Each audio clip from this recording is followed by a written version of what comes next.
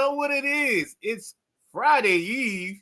It's the Sideline Junkies Podcast Network, brought to you in conjunction with Clear Production Sports. We have our show's host, the big guy KG. We have the new guy on Thursdays, the boss man BJ. I'm the Midnight Rider. And we do a little show on Friday Eve. It's called the Thursday Night Throwdown. Yeah. Take it away, KG. The new guy, huh?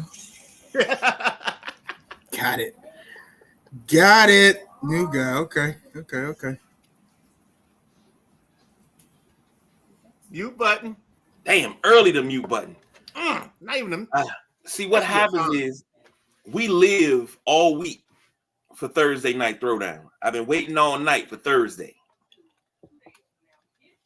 So we can get our rowdy friends here on yeah. Thursday night. Yeah, we can do that. So, fellas, first and foremost, the most important part of the show. How you feeling tonight? I'm still dealing with an upper body injury. So I'm still day to day. But I'm trying to get through this performance tonight. Knowing that it's over 48 for you, did you sneeze hard or you slept wrong? Actually, I think it was worse than that. I think I was like putting on pants or something, and I turned, and it was just like, ain't no sunshine. God damn. Who had to clear their throat like that? I don't know. I hope it was Jesus, a dog. did you get it out? That's a demon in the back. Oh man, That's where I get my dark stuff from. I keep it caged though. Oof. Yeah, I had a BJ moment yesterday, boy. We ain't gonna talk about it on air though. We'll talk about it after the show. Boss BJ, how you feeling? I'm good. I'm mad that y'all kind of exposing my dark side here on the show, and everybody don't need to know all that.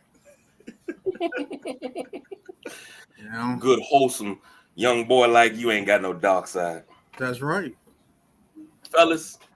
Let's hit this thing hard and right out the gate. Conference finals have already started.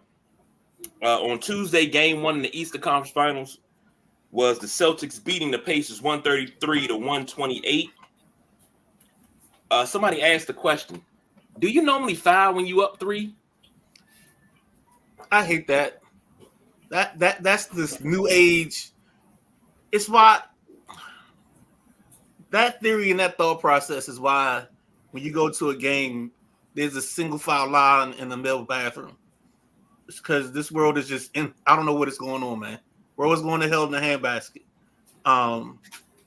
It's like, oh, you try to do everything you're trying to do too much. Just play it out. That's what you play defense for. He hits the shot, go to overtime. I don't like it, but hey, there are coaches that swear by it. Because we got analytics now. Analytics tell you that it's a better chance to foul in that situation. But the problem really wasn't the shot. The problem was the possession before, when for some reason you took the ball in a side-out situation instead of advancing the basketball. That's where the mistake was made. Play defense. Play defense. That's it. That's all. Play defense.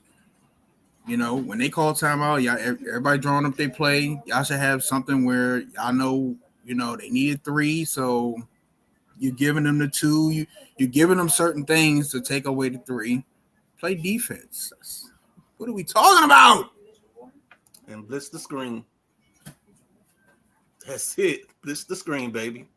Here's what I don't understand. And I fall in line with you, gentlemen. Why is it so hard to defend?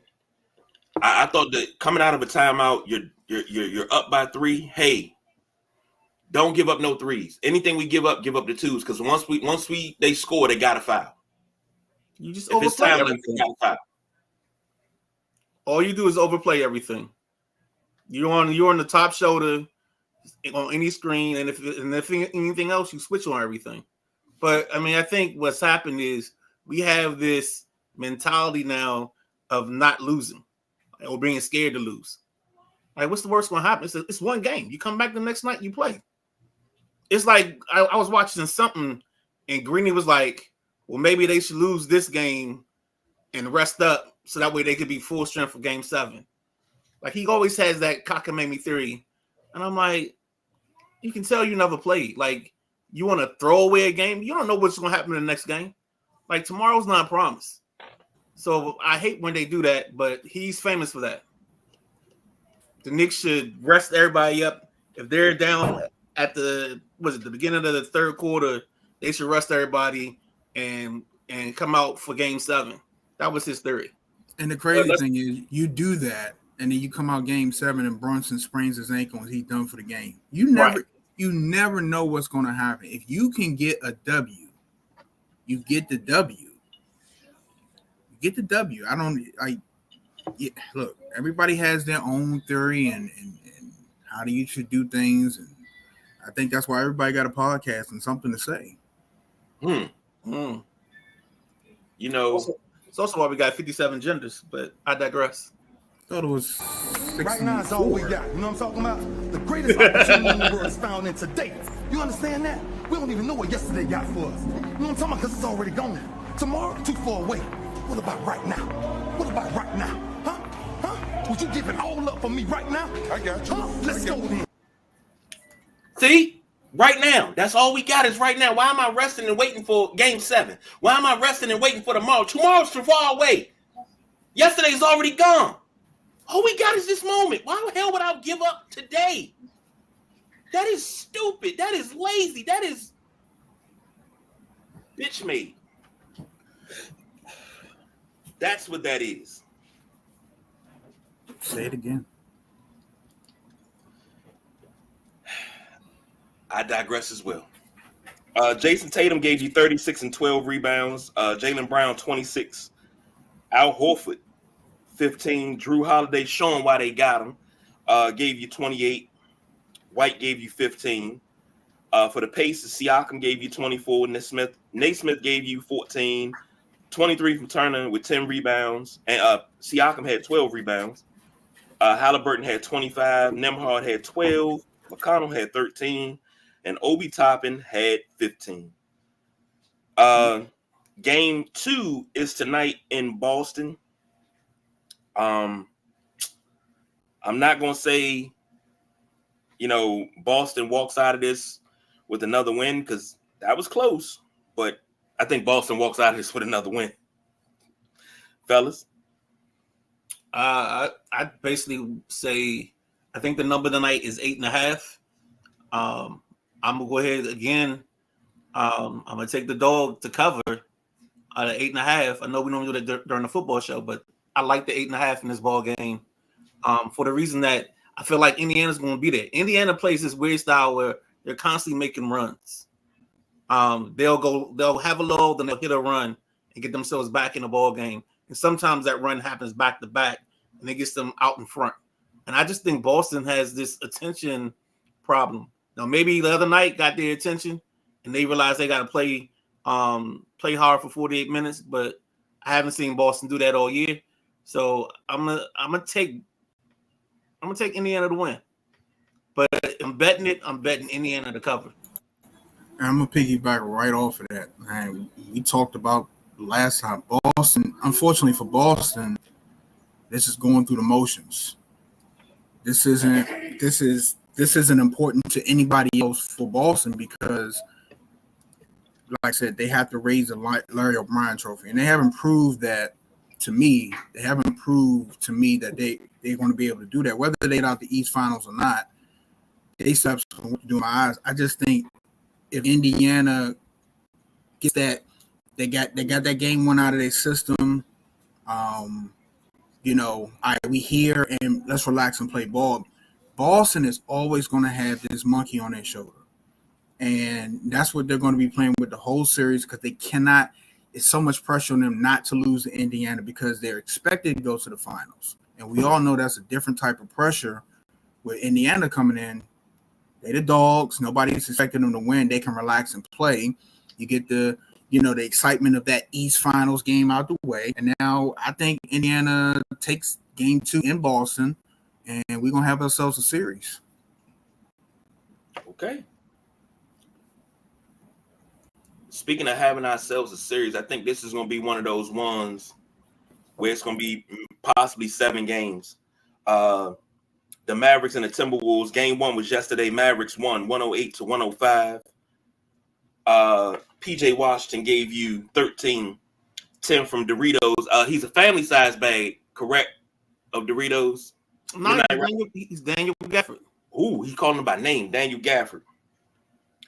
Luka gave you 33. Kyrie gave you 30. Lively only gave you 9, but gave you 11 rebounds. For the Timberwolves, McDaniels 24. Towns 16. Gobert 12. Edwards 19 and 11 with 8 assists. Reed gave you 15. Anderson gave you 11. So they got some scoring output, but just couldn't get the W. Thoughts on this one right here, fellas? I think Minnesota was good until Anthony Edwards ran out of gas. I think when he ran out of gas, probably the last 2 minutes of the fourth, they had no other options. And for some reason, the best big man shooter in the history of the NBA, Karl Anthony Towns, he tried to keep him alive, but they just didn't have enough good possessions down the stretch. They struggled getting into their offense. They struggled getting buckets inside the lane for anybody that not named Towns and Gobert. And that's just their undoing. I think Anthony Edwards had 4 shots inside the paint. He went to the paint a couple times, but his shots got smothered or he tried to make a pass, and they ended up being turnovers. And in that scenario, I think that's the struggle that Minnesota had that night. But I think they're going to fix some things. I think they're going to adjust some things. One of the things they definitely got to adjust is when Gobert goes off the court, they got to find somebody to play some defense, because Dallas was 14-14 from the field when Gobert went off the court. That's not good. What does Steve Spurrier say? 5-11, not good. That's what that is. Not good. It's not good. You let somebody go 14 for 14. That's all I'm saying. Adjustments have to be made, just like Midnight Rider said. And you can't. You're not able. If you got a defensive player of the year, whether you agree with it or not, you can't play the same style that you play with him on the floor when he goes off the floor. You have to adjust a little bit. You have to, I say it all the time, good coaches adjust for whatever was on the floor as far as weaknesses. You know what your guys can and can't do. And they're going to have to figure out, like the Midnight Rider said, how to get more scoring past Cat and Anthony Edwards, how to create some shots for some other guys, get some other guys involved where you can take a little bit of heat off your 2 main guys and free them up a little bit more.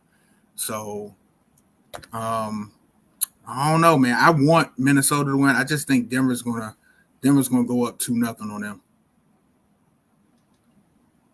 And it's funny that you say that, boss, because I call this possibly Dallas in 7, but I'm so on the fence with it. Today I say Dallas in 7, but I also say Minnesota in 7. So I'm just on the fence with it. To the Midnight Rider, you quoting Steve Spurrier. Ain't that the same dude that said hindsight's 50-50? I mean, yep, I think so. But no, I think I'm taking Minnesota to win the series in 7, and I think they get back on the road tomorrow. So they'll be tied up 1-1. Here's a question. two questions. One, I'm being dead serious. Somebody said Patrick Beverly had to cry so the T-Wolves could succeed. Going back to that viral video of them celebrating winning a play-in game and the crying and the emotion and the throwing of the jersey, and then they went and just lost like the next game.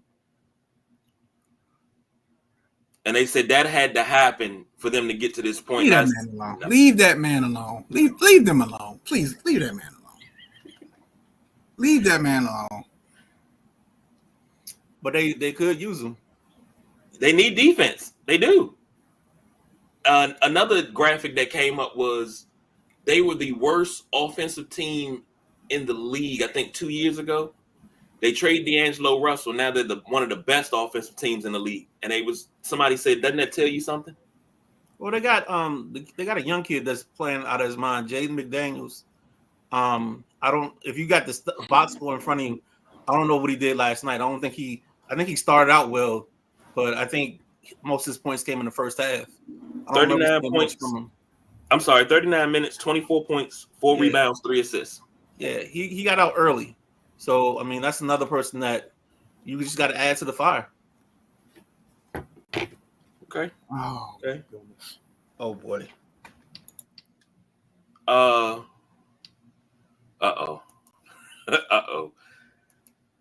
Now, this is a hot button topic. This something else that made it to the shade room sports wise was Shaq and Chuck's comments on Caitlin Clark. And Shaq, along with a lot of other people, said that the ladies are being petty with this Caitlin Clark thing. They're being petty. And a lot of people agree, but if you go to the shade room, a lot of people are saying, well, when it was Angel Reese, nobody was backing her. And I'm sitting here reading the comments as people are saying nobody was backing Angel Reese. And I'm like, you're listening to the wrong people then. Because as well as these guys right here with me in this show, there were plenty of other Black podcasters, Black sports people. Everybody was backing Angel Reese for the last 2.5, 3 years. So please don't say that nobody was backing her. And we're still backing her.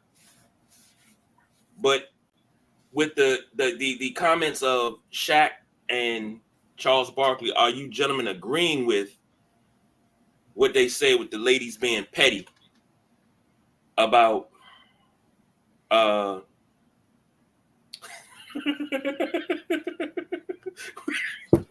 I'm sorry.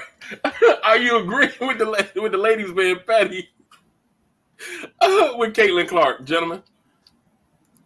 Nah. I mean, I think every generation goes through this. I mean, I think every time there's somebody that they put on Front Street, they make as the savior or the banner carrier. I mean, you have this flashback, this pushback from the people in the league, the existing people, trying to figure out what makes this person so important. She hasn't played a game. She hasn't done this yet. And the whole thing is only time will tell, man. Only time will tell. You're not going to get me, dog. I heard the buzz. But I got you. I'm going to see it later. Yeah, it's just one of those things where I think it's a cycle. You know, you have people put up the front or fight the fact that the league is becoming this person's league, and you have to make them prove it. And I think the problem they've had is scheduling. I think she's 0-5 right now, and they just, like I said on Tuesday, for some reason these idiots did not give her, like, it's okay to play the Liberty and the Sun like once, but the fact you played them twice each, and they're the two best teams in that division, doesn't make sense. And I'm sorry. I got to change that. That's not Shaq and LeBron. I'm sorry. That's not Shaq and Chuck. That's LeBron and Chuck. LeBron, yeah. It's LeBron and Chuck. So let me change that. I apologize. You caught that. So we'll change that slider there. All right, boss. Hey, look, man, I got a lot to say. I think it's petty, and I think it's jealousy. I think you have a group of women that are sitting here now, and they weren't able to do this. They weren't able to generate the excitement and the buzz that Caitlin Clark has brought to the league. And we're not saying that they didn't have the work ethic. We're not saying that they weren't balling, but they didn't have that polarizing oomph about them to get the league over the hump. And now you have somebody to get the league over the hump, that's getting the league over the hump, that's giving the buzz, that's getting them attention, that's changing the way business comes into the league. And I have an analogy, and I'm the king of analogies. I'm going to give you this analogy. You're in the medieval 1800s, and you get to a village that's poor and starving. This is the WNBA before Caitlin Clark. And they're begging you for food. They say you got to go up to the top, and you got to fight these warriors, and we'll have infinite amount of food. And you agree to do it. These are all your top players in WNBA in this poor village, starving. You make the trek through the mountains and the forests. You fight all types of beasts, only to get to the top and get tricked. And the people that were in the village begging are up there with swords and stuff, ready to kill you and fight you. That's what this is. The same people that were complaining, begging for food, begging for higher salaries, begging for better flights, more to be in the bigger arenas. You're getting this, and now you're on the other end fighting it. You're attacking Caitlin Clark personally. She didn't ask for all of this. She just happened to be the hype beast coming in. So now you're attacking her personally instead of attacking the league and the way they're doing things. Ladies, you can't have it both ways. You're shooting yourselves in the foot. Can I get some Dick Gregory, please? Can I get some Dick Gregory, please? Please.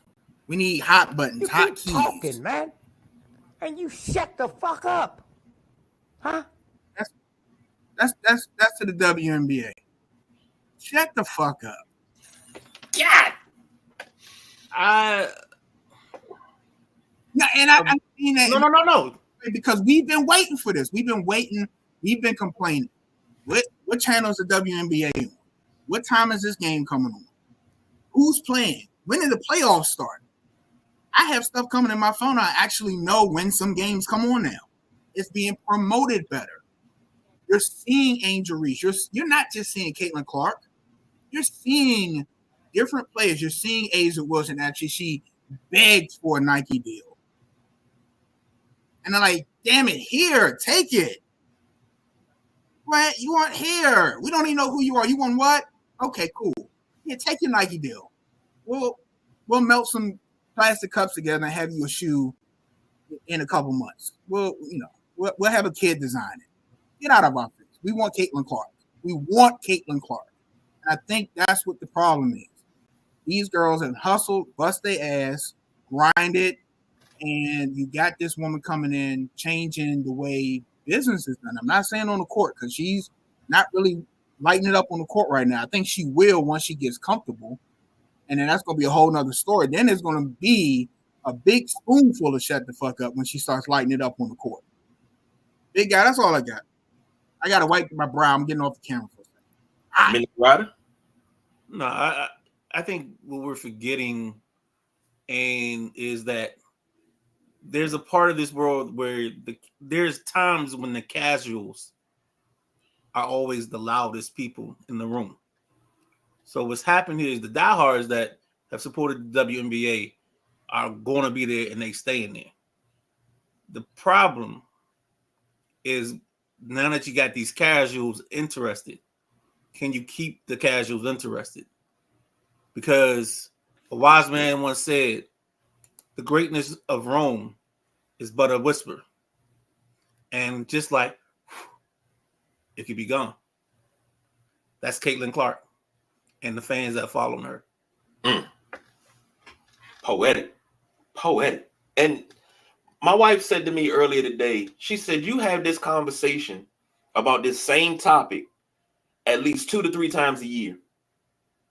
And I told her, I said, I never noticed that, but I realized that I've been talking about it because I got to blame Big Jim for this. When we first started out, we were talking about the WNBA and why we couldn't find it. And Big Jim said, man, they don't market themselves the way they used to.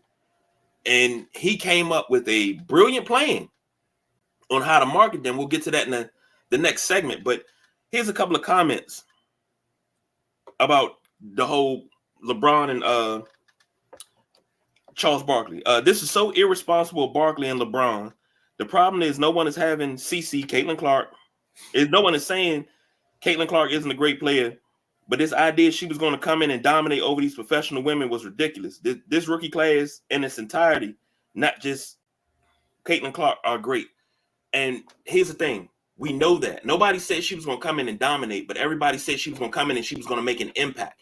Making an impact and dominating are two different things. I don't remember anybody saying she was going to dominate. I remember Diana Taurasi say, well, it's not as easy as you would think. Everybody got mad because Taurasi said something. So which one is it?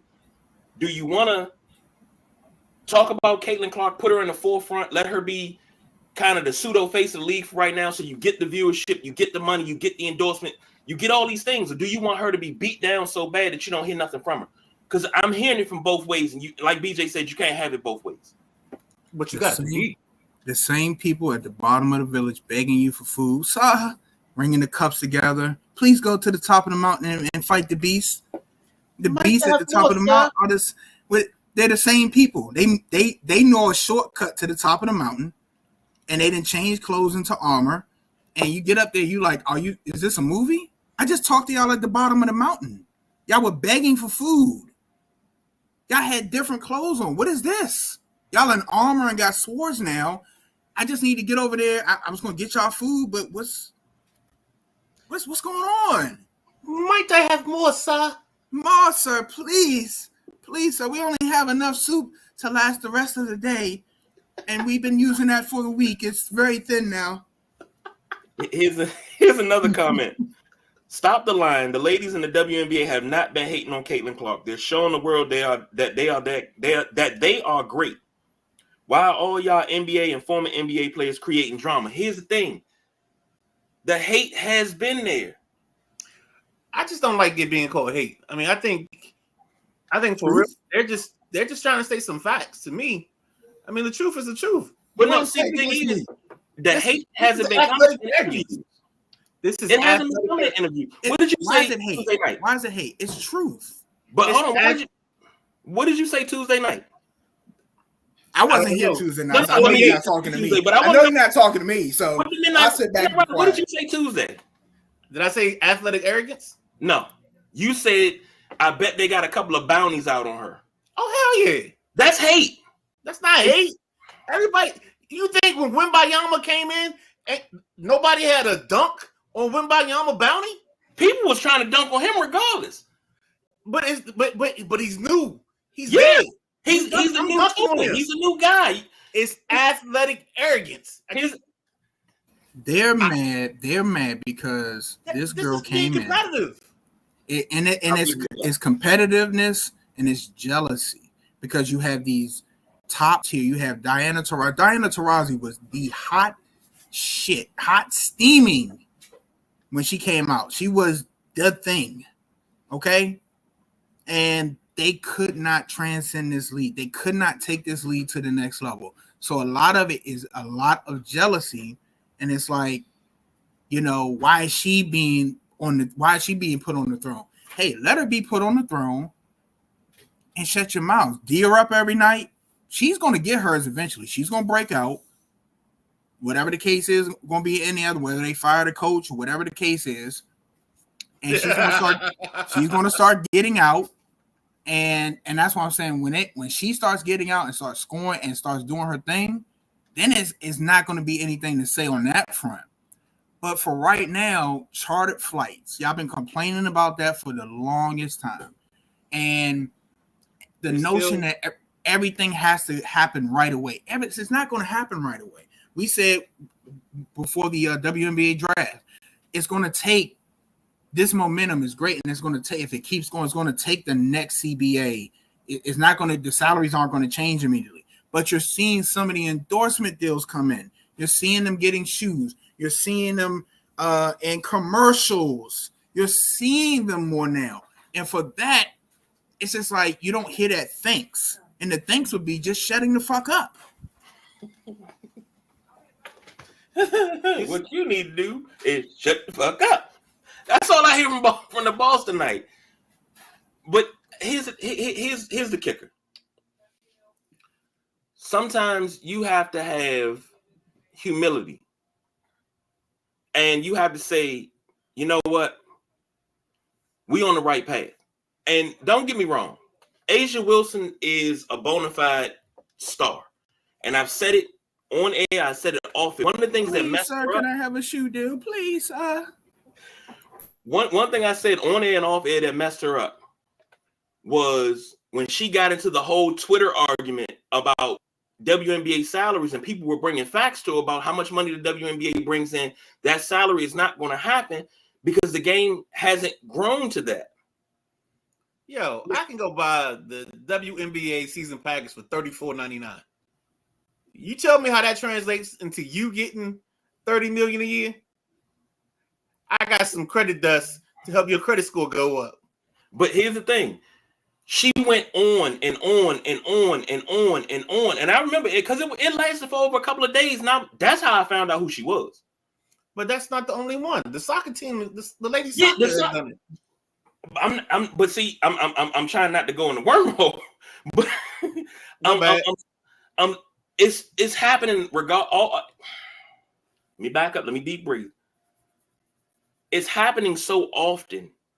And then you got people that are watching the WNBA. I forget, it was Iguodala, and he was watching a Mystics game, and he gave a compliment to a young lady. He didn't know her name, and they ripped him for that. Oh, put some respect on her name. I don't know her name. See, this is where that part that you do, where you think players should know other players in leagues and things of that nature. Like that kind of comes into play. Like some of these people who I keep telling y'all, they're not fans of other sports. They're not fans, period. Sometimes they're just as casual as a casual fan. It's not like it used to be where you had an NBA player watch NFL all the time, or they're showing up to NFL games, they're showing up to baseball games, they're showing up to soccer games on a regular basis when they have time to support their team. They can tell you everybody in the league. They can tell you this player, that player. It's not like that anymore. A lot of guys say once I walk off the court, I don't think about basketball. I don't play basketball. I don't touch basketball. I don't watch anything about it. I'm more into playing Dungeons and Dragons, which is okay. That is okay. I just never heard of people not watching their sport. And I grew up in an era where if the Boss BJ played for the Rockets, the Midnight Rider played with the Lakers, and God forbid I played with Boston, we all checking the paper to see what the other one did that night. That's the era I grew up in, because you wanted to see what your rivals were doing. When you feel tired, you like, I know he in there getting 500 shots up. I need to get more shots up. It's not like that anymore. Nobody cares. Everybody's friends. Hey.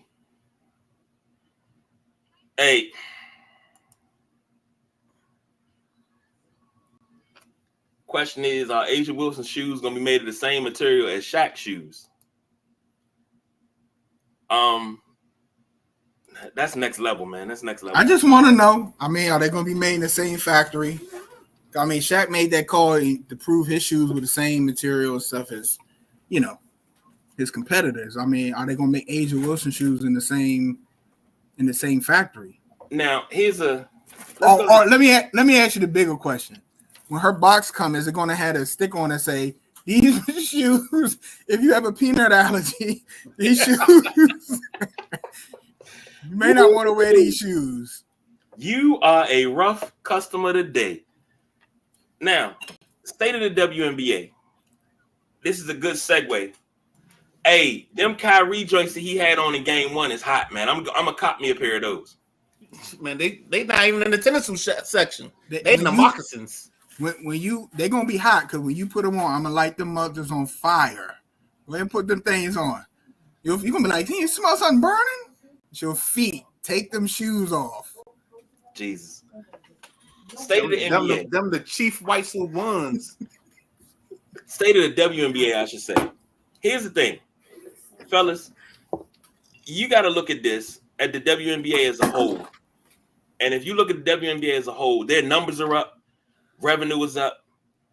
Everything's up right now because everybody want to see what Angel Reese's doing, what Caitlin Clark's doing. Everybody wants to see these things. Caitlin Clark's debut averaged 2.1 million viewers. Highest rated game in history. Second was Diana Taurasi's debut 20 years ago with the Phoenix Mercury, which is like a 1.7 million. Oh, it was 1.7 and 1.4. I had the article pulled up. The problem, it was 1.43. I'm sorry. The problem with the WNBA,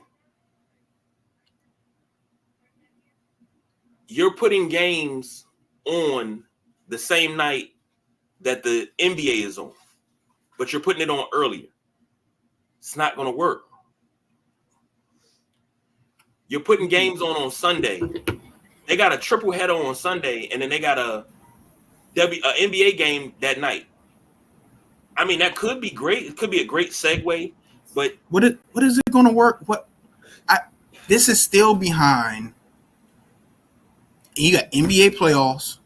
mm-hmm. They cannot go up against NBA playoffs. Well, this and is they a fun cannot go up, and they cannot go up against baseball. So you have to find a slot for them. Baseball's somewhere. not on TV. You have to find a slot for them. Saturdays. Okay, you let them play the schedule out. They have their market, they have their viewers, and if you watch WNBA, you're gonna watch WNBA. Thank you. That's not even the biggest problem. You guys are missing the big problem. The big problem is the Olympics of this year, and they go on a break. And I keep bringing this up, but when that Olympic break happens, and they got to come back from being off, will they be able to carry that momentum over? That's going to be the key. The key isn't going to be, there's going to be 2 to 4 weeks where there is no WNBA. And this is going to test the staying power of this Caitlin Clark phenomenon, of this Reese phenomenon. We're going to have to figure out, is there enough interest that we're going to be able to hold our attention up until it comes back? And if they can survive that, then they got a chance. But that's going to be their litmus test. Is how do they recover after the Olympic break? Like, this is the worst. This is probably the worst year for the Olympics to happen because of this Caitlin Clark phenomenon. Because you might lose these casuals that you gain. You might start losing them and not be able to get their attention back. I think it's going to be fine because I think you're still going to have some of the WNBA players in the media talking about how this isn't fair and that ain't fair and everybody should do. I think you're still going to have that. You said a month, midnight is a month they off? I don't know the exact stretch, but it's got to be 2 to 4 weeks. Okay.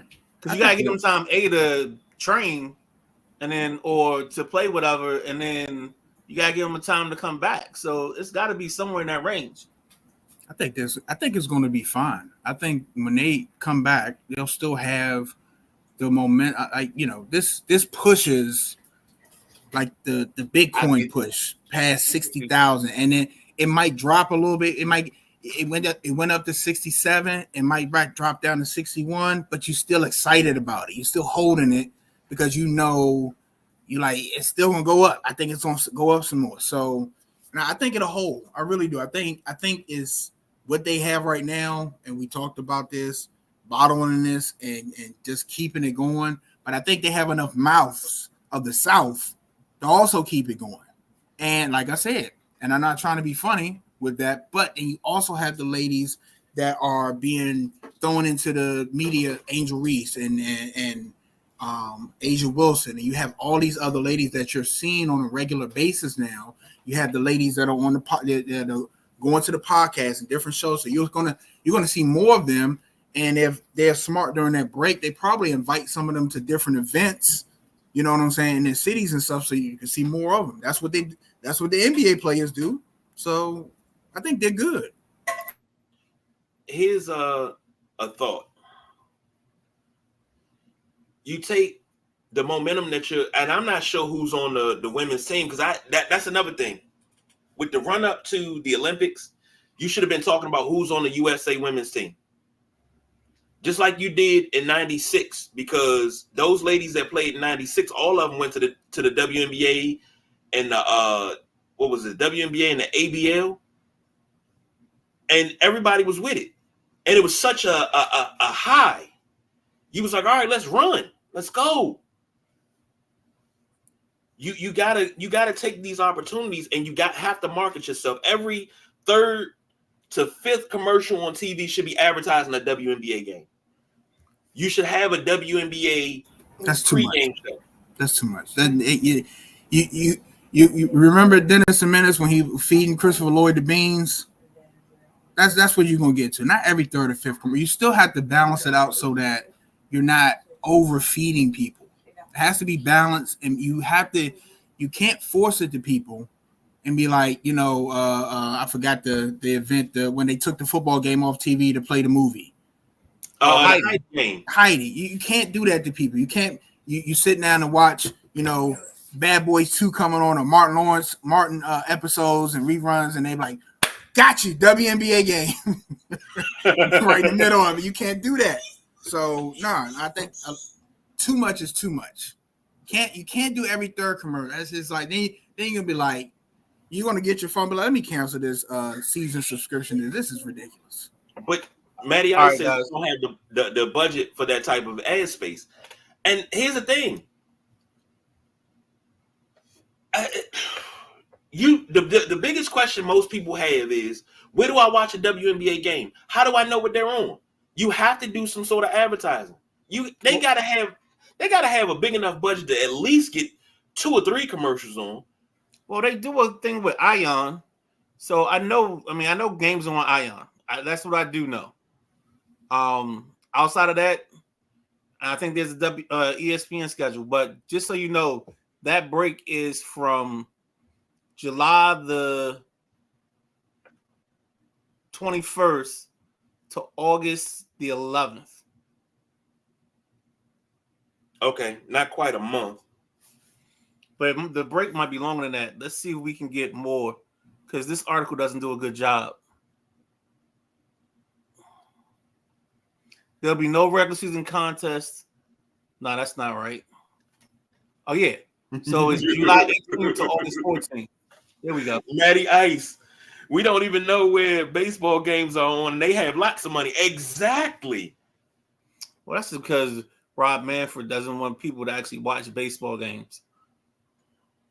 Here's something that hey, do you know a league that has a blackout? Never mind. Nope. Nope. I'm not going there. All right. Continue.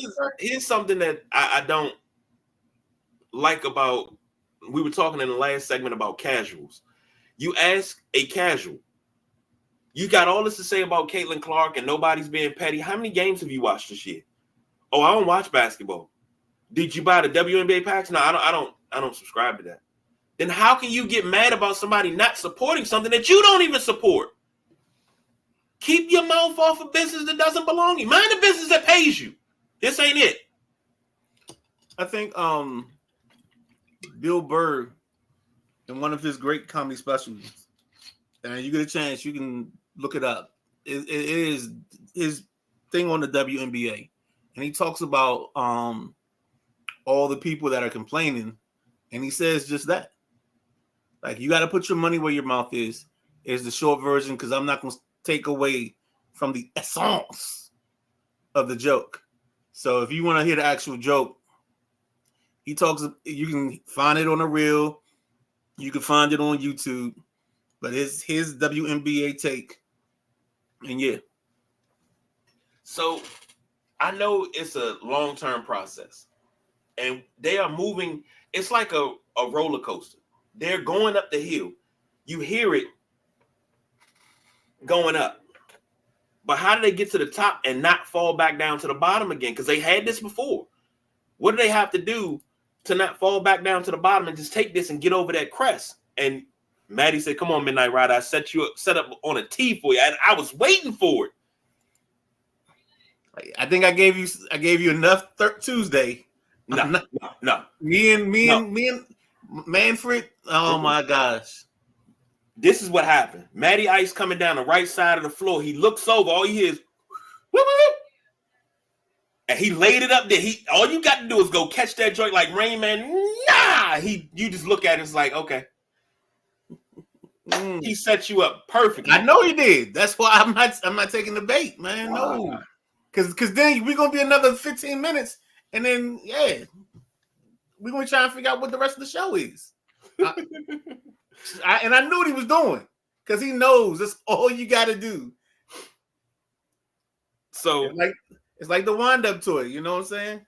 All you do is just turn the wheel in the back, let it go. Kids these days don't know about that.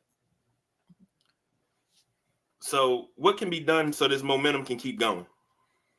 I think the problem is it's kind of a little late, because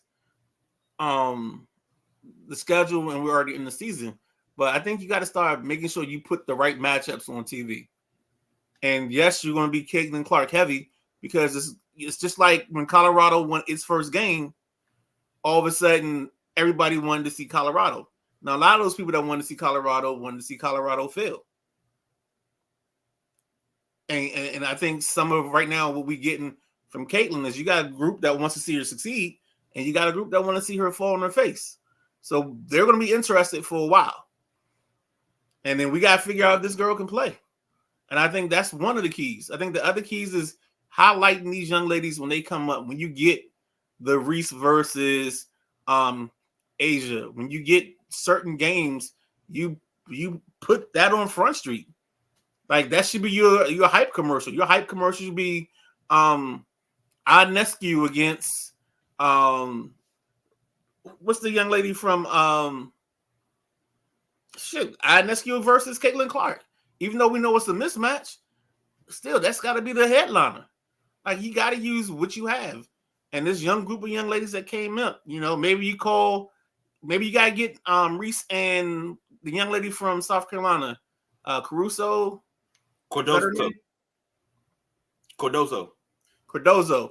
Maybe you got to get them a hot nickname and start putting them on some t-shirts or something. You know what I'm saying? The Chicago skyline. You know what I'm saying? You got those two on the shirt. You know what I'm saying? And you got the city in the background. Wait. If you see that anywhere else, remember you heard it here first. Ooh. I think we should need to just get them made, man. If we get some t-shirt maker. Yeah, what?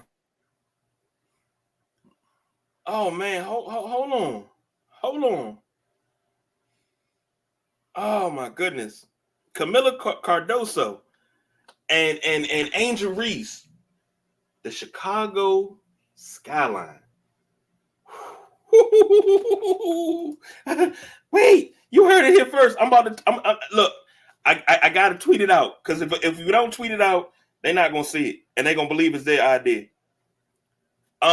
Matty Ice said the WNBA had to fix the lottery, so Clark ended up on a better team. Well, the Knicks did it. So Patrick Ewing ended up on a better team. Well, they 0-5, so they ain't that much better. I think what they had to do was they got to get her some. I mean, the league is at that point now that it doesn't really even matter. You just want to get her somewhere. Her team has played better the last two nights. They just got to get over the hump. That's all.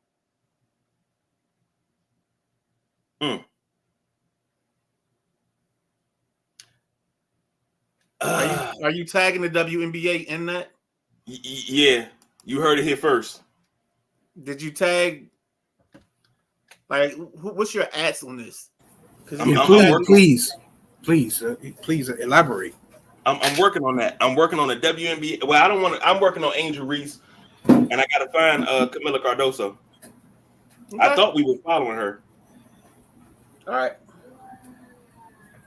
And then we should. That's got to be a joint, a reel. Yes. Yes, most definitely. All right, so ladies and gentlemen, lately we just found out we got word that the Scottie Scheffler video from Friday morning came out. We've kind of seen it. It's not a great angle. There's no audio. And if there's audio, if you got the audio, let me know. But I think the video told part of the story. They say a picture says 1,000 words. We got a good 890 of them. We might not have all 1,000, but we got a portion of it. It looked like the cop was a little extra aggressive.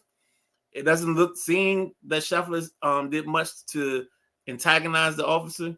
But again, we're on some. It looked like somebody's camera from their front yard. Maybe their what's the joint that you get for your front door? Not chime, ring. Maybe it was their ring camera or something. But the video is surfaced so far. It's a far away angle. I don't know if there's more camera angles of it. But again, it didn't look good for the officer. What'd you think, Big? I haven't seen it. All right, I'll send it to you, but it's not good. Like you see Scheffler's truck pull up, and then you kind of see the guy in the yellow jacket, and then from the video that they showed so far, there's no part of the video where you saw him get dragged. So that's another piece of the puzzle we gotta figure out. Is there more video? It kind of gave us a sprinkle of maybe this is what happened, but it doesn't give you the whole story. But it gives you the starting point. And from the starting point, I'm just gonna say this, like I said the other night, it didn't look good, or from what it sounded like, it didn't seem like it was a good thing or a good visual for the young man that is the officer, the arresting officer. And then there's some videos that come out afterwards that kind of say the same thing. You know how once it gets to the internet, everybody got jokes and everybody has a little fun with it. So there's a nice video of a guy who's a cop or dressed as a cop, pulls up to the station, and like his phone rings, and he's like, "I got who in my car?" And he turns to the car and is like, "You're Scotty Scheffler," and he has like that shit moment. So we'll see, man. But I think this is gonna get the charges gonna get dropped, and I think that's all we're gonna have for this.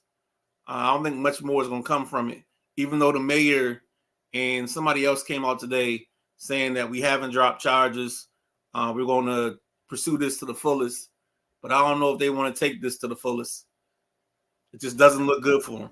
I just wish that this type of, I just wish this type of videos, it's just like I see a lot of, I'm seeing pieces of it, and I'm seeing a lot of people come to his defense. I just wish that was the way all the time when they're wrong, when the cops are wrong. Yeah. Don't get me started. Don't get me started. Oh no, it's like he was coming down the court and he threw the alley-oop and you just looked at it. Yeah, you missed it. No, if I take the alley-oop, I'm gonna break the coop. Everything's gonna be broken. We're gonna get a cease and desist order and everything else. Let me tell you the alley-oop I just threw you. I've been looking at this guard come down the court doing a certain move this whole game, and I look at you and you be like, you see that? You're like, I see it. I said, I'm gonna get him. When I get him, you take off. He does it. He it's this one move he do. He's not paying attention. I take a full running start. You see me. You're gone. About 3 steps ahead of me, left side of the court coming in. I pick the ball off. You have enough speed. Right after you get to the 3-point line, you can take off. And I just do one of these up in the air. And you can do anything you want. You can do the remember Live 05 dunk contest? Yep. You just got free control of what you want to do. I laid that thing up for you with the tongue out and everything. I mean, I'm in the air. I just lobbed it up for you. You got magnets in here. Whatever you do, the ball's coming to you. You're going to tear down the house. They're going to have to relay the concrete foundation of this arena. And you missed it. It just went into the crowd. Hit a cameraman. I know the repercussions behind that. Poor guy in section 202 got to get some new popcorn. Man, new popcorn. I mean, it's not like it's new popcorn anyway. All they do is after the people leave, they just vacuum up the old popcorn and put it right back in the machine. That's what, you heat it up a little bit. Yeah. So we salted, a little butter. Gentlemen, we come to the part of the show where it's time to wrap that up, B. And I got a question for you. Half serious, half jokingly. What are your thoughts with this news coming out that Sexy Red is going to be on NXT in the coming weeks? You was better off asking me about talking about that Eddie Jones picture you put up. that fallacy. Well, I mean, give us your song you made for your favorite Ian J. Give us your little song for it. I know you made a song for Ian J. Hey, nah, we know that's your favorite player. It's a ruse. It's not even close. You know whose favorite player he is? He was Jeff Hornacek's favorite player. Because when it came to playoffs, it was just set me up, baby. We about to take him to the cup. Think of that team lost 4-2, 4-0, and all because Eddie ain't had a cojones to take important shots. That's why he had to go. Uh-oh. Maddie just said it's into something nice. Now, Maddie, is this close to when the South Park guy was on Wheel of Fortune? Is it that? I know y'all have seen that clip, right? No. You've never time out. You've never seen the South Park Wheel of Fortune clip? I may have and just don't remember. Yes. Oh, coming your way, dog. All right, what else you got, man? I know you got something else. But I mean, how y'all feel about that? Feel about what? You know, Sexy Red. You want my honest opinion? Oh gosh. I don't know, y'all. I mean, she's gonna be on NXT, and you want my honest opinion? I mean, it's the only way I'm gonna get it. I mean, on air and get it on wax. I mean, I can't ask you on Saturday. I think it's a hell of a move for WWE because they're in the business of entertainment, and regardless how I feel about Sexy Red, how many people does she have following her on Instagram and social media? You know what type of firestorm that's going to be when she show up there? It's going to be a fire. This is an entertainment business. Just like I said about the Paul brothers. It's entertainment. And when you understand that, you got to put your personal feelings aside. That's why I just texted Eddie Jones. I'm trying to get him on for Tuesday night. Since I'm not here and y'all need a special guest, I'm trying to get Eddie Jones for Tuesday night. So we might have our Joe the Fan. Well, I'm It's business. No, it's all good. It's all good, but it's May and it's the playoffs, so he's probably not going to show up. Ooh, he might be here, but he might be on mute right, the whole time. exactly. You know. ooh. I don't see how. You know what? We're gonna have to lay you on. You're gonna have to get on the couch. And Dog, I keep telling you, there's this thing. I have this theory. It's the theory of the fan. When there's a player that you've attached this certain thing to, you no longer have the ability to judge them in a full scope. All you have is your thought process. Think about how many Washington fans always hop on the radio and say Kirk Cousins couldn't win the big game. But there are plenty of primetime games that he's won. He's not clutch, but he's led the league a couple times in comebacks. And the only problem was he played for this franchise, and once he came back and there was time left on the clock, the defense let him down. Now I see James King's comment, and I just hope he's seen the group or the video where the group sings a song. oh my goodness, Blonde, bad body built. Yeah. yeah, That is an all-time classic. yes. I mean, we've been getting bangers left and right with some of this stuff that's being said. And the BBL Drizzy. Oh, BBL Drizzy. Like I can't go through a stretch of reels without a new video. It's ridiculous, dog. Let me explain something to you. For those that are not from the area, No, go to comments. Go to comments. James King. This is Matty Ice. James King. I'm just asking for clarification if I can say that. That's a whole song. BBL. I sung BBL Drizzy from the time I left St. Mary's County until I got to PG County. Faux show, Matty Ice. Oh man, this is crazy, man. I just sent y'all the Wheel of Fortune clip. Oh my goodness. Man, what type of time we on tonight? Oh man. Ladies and gentlemen, fellas, Saturday is gonna be a very, very busy day. We have a premium live event from the WWE King of the Ring. Have you guys done picks? No. The Nubian Sumo has not defended his title just yet. Just I call thought y'all him. did Just picks call him every Roman Reigns. pay-per-view. Huh? We I talked thought you about did picks every pay-per-view. well, most pay-per-views, because this was by this being King of the Ring, it'd have been over in the first round. This is King and Queen of the Ring, so didn't expect this one. Right. Speaking of wrestling, gotta say this, because something Michael Wilbon said a long time ago. He said generations mark time by the deaths that affected them the most. Today is May 23rd, and on this day, 25 years ago, we lost the King of Hearts, the Black Heart, member of the Nation of Domination, member of the famous Hart family, the Rock, Owen Hart.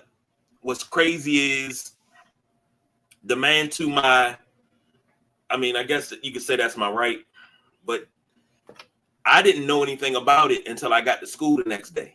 And the boss BJ, myself, and Brother Paul were sitting in the Votech wing, and they asked me, "Did you know what happened last night?" No. And they told me I was in the daze for the rest of the day. That was senior year. And we were getting ready to get out of school as seniors. I think last day for seniors like in a couple of days, so I wasn't going to class anyway. I think I wound up leaving school that day. But I think I don't know if I had an alert, but something happened and I saw it the day of. Like minutes later for some reason. I don't remember what the situation was. And yeah, man, that was crazy. I think what's crazier is the fact that they had to perform. Like, I don't know if you've seen the I think it's his WWE Legends series where they do the Owen Hart thing. I don't know if it's in that or if it's in the Bret Hart one. And yeah, dog, that's crazy. James said he saw it live. Ooh, I can only imagine now. Live? Yeah. Ooh. Yeah. It's stuff is starting to come out as time goes on. It's crazy to think that it's been 25 years, but they actually have the audio of it from the Spanish announce table. And I was like, yeah, I'm good. His Dark Side of the Ring. That's what it was then, maybe. Yeah, Dark Side of the Ring was absolutely great. And to think he was getting ready to walk away from wrestling, and if he would have lived and wrestled for another 3 years, he would have had the influx of Dean Malenko, Eddie Guerrero, Perry Saturn, Jericho. He would have had an influx of wrestlers that would have been really, really. Dude, he would have. That era would have been so sick because you could have put him against anybody. Yep, and it would have been all technical matches. And honestly, I think in that time frame, he would have gotten, and what he should have gotten is a heavyweight champ run. Yeah, yeah, that's another one of those what ifs. It's like people don't remember this. They don't remember him as being a part of the Nation. They don't remember him and The Rock being supposed to be tag team partners and tag team champions. Man, the Blue Blazer gimmick should have. It was good for its run, but it should have been done. And he was supposed to win the Intercontinental Championship that night, if I'm not mistaken. He's supposed to beat the Godfather and win that. Yeah, we might need to look into June or July, and we need to do kind of a show where we talk about certain what ifs, and let's not even stick to the main ones. Like, this is a great one, and we're trying to get a couple other ones that we just go through and just recognize. And they don't have to be like the Lynn bias and all that. It could be some other stuff. Yeah, because you never want to face the truth. But go ahead. Lakers in 6, baby. Byron Scott even said it. 87, 88 was the greatest Lakers team ever. Boston sweep. Okay. Bullets and 6 hours to Cancun. Straight 1, flight. 2, 3, Cancun. All right, fellas. Where my comments at? Come on. James King said he had it on the Scrambler box. I don't know if we want to admit that out loud. I mean, I don't know the laws of limitations. The statutes of limitations. Yeah, they're up. Okay. Brett was in WCW. Yeah, a lot of people say if Brett was still there, he would have never did the stunt. It's so much, man, so much. But it's crazy because was Michaels entering the ring, was that after that or before that? That was before that. That was 96, 97. Okay. No, I just had to ask because that timeline gets muddy for me because I was going back and forth between the two. So I like certain things. I'll see him on like the WWE Legends show, and I'm like, oh dang, that was that. Like you know how like you lose parts of the because you had so much going on. Like you lose parts of like what's the exact timeline. Yeah. Yep. All right, fellas, let's take this thing on home. We'll be back. This trio will be back on Sunday. Hopefully everything goes good with this premium live event. I hate calling it that. It's a fucking pay-per-view. But hopefully everything goes good with that, and we'll be able to cover that tomorrow with the WrestleManiacs, with the People's Choice, Don Rodriguez and the Nubian Sumo. So we'll be able to take care of that. James says Sting used to cringe with that crow Sting. Hey, when he went 2 years without talking, man, I pointed a lot of baseball bats at people at that time. Let's just say that.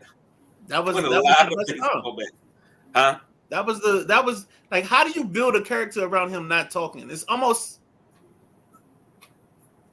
akin to the Orange Cassidy hands in the pocket thing, but the Sting bad thing is much greater than this. But like, it's just crazy. Like you can build something around that. I think it worked because the NWO was so powerful and basically carrying for a hot second carrying wrestling. So I think them being so powerful, and then you have, for lack of a better word, the Antichrist, the anti-NWO guy, and he just polarized and standing up in the rafters or wherever he is, not talking and just kind of gazing at the NWO. That just made that mystery and that mystique just keep building and like you knew it was going to be him and Hogan eventually, and that just kept building up and building up. I think that helped a lot. Well, the only problem they ever had was everybody in WCW became part of the NWO. It was like, somebody got to fight them. Like I don't know who the head of writing is, but they got to have some opponents, dog. And then finally they had the inner fight where you had the Outsiders / the Wolfpack become this own group. But yeah, and that's still one of my favorite interests is the Wolfpack. And James King said he's talking about the entrance. Yeah. So, fellas, great show. Thank you everybody for joining us. Thank you for listening. This will be available not only on Facebook Live and YouTube Live. It'll be available on audio wherever you stream your podcast and your music. And if you don't have the TiVo, I suggest you get the TiVo. But it'll be, you got to have TiVo. You don't got TiVo? Well, I say if you want to listen to us and you don't want to use the visual screen, go to Odyssey. Sideline Junkies on our Odyssey app. You can listen to us and then go back and listen to any other your regular programming. But just think about it. Just real quick before 106.7, you can listen to 980, and you also can listen to the Sideline Junkies on the Odyssey app. We on there too, baby. Just real quick before we go. If you get the steal, and I'm gonna send it to you, the Pippen over you and Dunk in the playoffs, They're scissoring for a second. I just want to let y'all know. Cut it. We gotta go. Thank you for joining us. We don't do no overtime. We are out of here. Oh.